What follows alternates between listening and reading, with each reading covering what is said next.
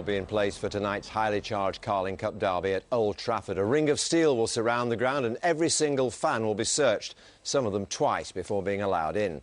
City won the first leg, of course, 2-1. Let's talk to Mike and Chelsea, presenters at Manchester's KEY103 radio station. Morning to you, both of you. Now, Mike, I understand you're a United fan and you must be very worried today. Yeah, I don't think we're necessarily going to get on with this conversation, John, because, of course, I know you're a big blue. No, I think, really, if you look at it, you're halfway across a very rickety bridge, and there's been enormous amounts of gloatage going on so far, so let's see what happens tonight. We'll see if the bridge is still in place. Chelsea, where do your loyalties lie? With a name like Chelsea, I suppose it's a silly question, really. I might be a bit more with you, really? Actually, because I always think that, you know, United are sort of, I suppose, used to winning, and so why shouldn't you be gloating? And I think you probably deserve the chance to make it a bit more blue. But we're arguing already in the studio. But do you deserve it, though, John? Here's my question.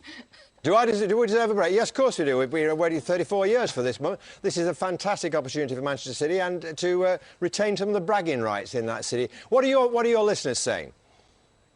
Well, I mean, the listeners, like most of the City and United fans, are, like you say, really, really highly charged over this.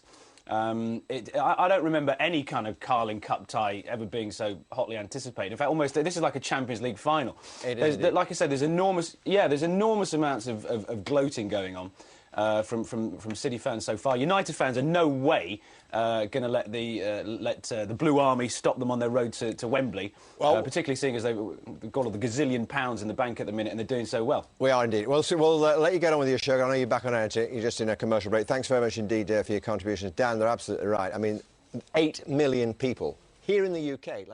So today's the day of the highly anticipated second leg of the Carling Cup semi-final between Manchester United and City. I'm sure you don't need reminding. City won the first leg 2-1. Yes. To say there's a bit of rivalry going on in Manchester would be an understatement. We can join Mike and Chelsea, who present the breakfast show at KEY103 in Manchester, the best breakfast show in Manchester. Morning, guys. Good morning, Benjamin. It's lovely to see you both. I'm glad you brought a bit of makeup this morning, Mike, off Chelsea, because that would have been a little bit offensive. He's always nicking the Tusha clap, Ben. I think I need some baby wipes, don't I? Yes, and thank you very much for all your abusive texts. You're very kind. Not at all. Now, look, obviously, last time I saw you guys, Champions League final in Rome, Manchester United slipped up. How are you feeling about the match tonight and how are things warming up there? Well, I don't think we need to talk about that. I think, no, the vibe is very good, actually. There's never been such intense rivalry, I don't think, obviously, for any Carling Cup game. I don't think for any derby ever.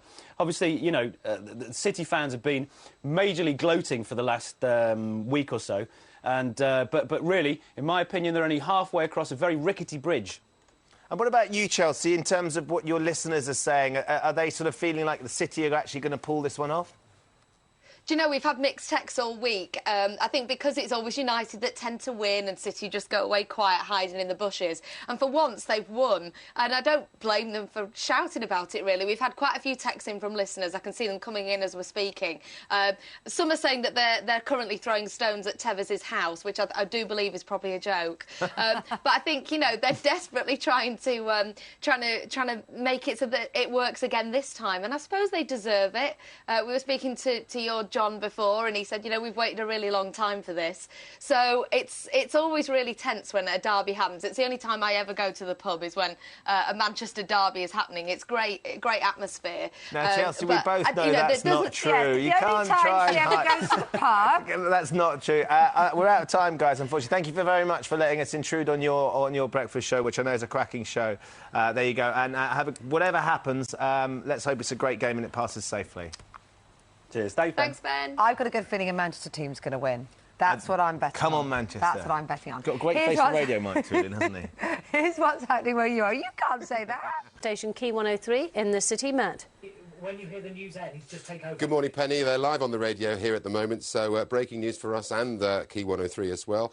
4 more people have been arrested by the Gold Commander from Manchester Police in association with the trouble that they had at Eastlands last week. This is breaking news from Bradford, Preston, and also 2 arrested in Oldham. So that news in a dawn raid that happened at 7:30 this morning. Won't be any surprise to the supporters I was talking to in a pub last night.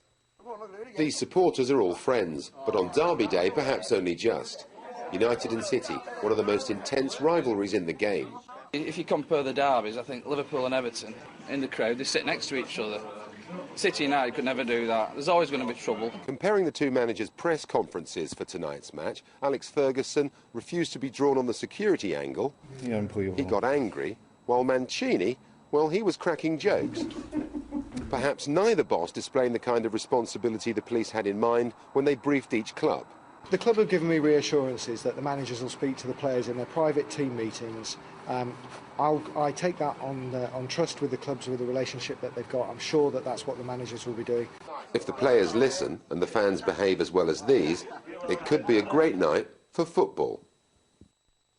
Well, that's what the supporters are thinking. Let's talk to Chelsea Mike quickly. Perhaps a text from your viewers as to how tonight's game is going to go, Chelsea. We've got quite a few this morning. Lindsay has sent a great one this morning saying Blue Moon is definitely shining over Manchester today. They're going to be on form tonight. Fergie's going to choke on his double mint. Oh, and Mike? Well, actually, yeah, we're getting a lot more City fans in, actually, this morning than the United fans, or annoyingly for me. Rob says, I've not slept all night. I'm going to be at Old Trafford tonight. I hope Neville scores an own goal and all the City players pat him on the head. I think the reality of it is, and what we really all hope, is it does go off peacefully, yeah? Oh, God, of course, because that's what everybody wants, isn't it? All right. Out of time, but not on the radio. Back to you in the studio. Matt, thanks very much. And for those of you who don't know, including me,